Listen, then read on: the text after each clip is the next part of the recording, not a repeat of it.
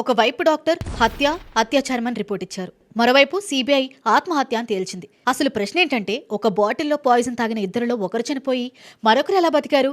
ఇది love failure అవుతుందేమో అన్న భయంతో చేసుకున్న ఆత్మహత్య, లేక సిస్టమ్నే మేనేజ్ చేసిన హై ప్రొఫైల్ మర్డరా? 2002లో Tollywood rising star heroine Pratyusha suspicious స్టేట్లో చనిపోయింది. ప్రియుడు సిద్ధార్థ్తో కలిసి పాయిజన్ తాగినట్లు వార్తలు వచ్చాయి. కానీ హాస్పిటల్లో ఆమె ట్రీట్మెంట్ పొందుతున్న తీరు, అప్పట్లో బయటకు వచ్చిన బడా పొలిటీషియన్స్ నేమ్స్ చూస్తుంటే ఇది కేవలం సూసైడ్ అని మీరు నమ్ముతారా? అప్పట్లో ఈ కేసు తెలుగు రాష్ట్రాలను షేక్ చేసింది. ఒక కామన్ మ్యాన్ కి జస్టిస్ రావడానికి 24 years పట్టిందా? లా అందరికీ ఈక్వలేనా? ఇన్ఫ్లుయెన్స్ ఉంటే ఎవిడెన్స్ ను మాయం చేయడం అంత ఈజీయా? 24 years తర్వాత వచ్చిన ఈ జడ్జ్మెంట్ ప్రత్యూష మదర్ చేసిన ఫైట్ కి న్యాయం జరిగిందనిపిస్తుందా?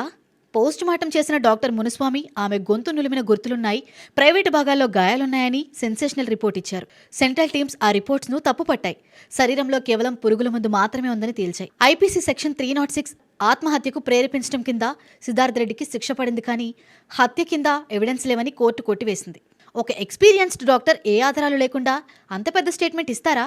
దశాబ్దాల సుదీర్ఘ న్యాయ పోరాటం తర్వాత సుప్రీంకోర్టు ఫైనల్ జడ్జ్మెంట్ ఇచ్చింది. సిద్ధార్థ్ రెడ్డికి విధించిన ఆ శిక్షను సుప్రీంకోర్టు ఖరారు చేస్తూ అతనికి 4 weeks లోగా కోర్టు ముందు సరెండర్ అవ్వాలని చెప్పింది. ఎంతటి హై ప్రొఫైల్ కేసైనా ఫోరెన్సిక్ డేటా ఎవిడెన్స్ స్ట్రాంగ్ గా లేకపోతే నిందితులు తప్పించుకునే అవకాశం ఉందంటారా? 24 years తర్వాతైనా చట్టం తన పని తను చేసుకుపోయిందంటారా?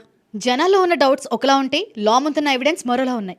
డాక్టర్ మునుస్వామి రిపోర్ట్ అప్పట్లో రేపిన సెన్సేషన్ వల్లే ఇది నేటికి ఒక అన్సాల్వ్డ్ మిస్టరీగా మిగిలిపోయింది. సుప్రీంకోర్టు తీర్పుతో ఈ లాంగ్ టైమ్ ఎపిసోడ్కి చట్టబద్ధమైన ముగింపు అయితే లభించింది. కానీ జనం మనసులో ఉన్న ఆ నిజం బయటకొచ్చిందా? మీ ఒపీనియన్ ఏంటి? కామెంట్ చేయండి.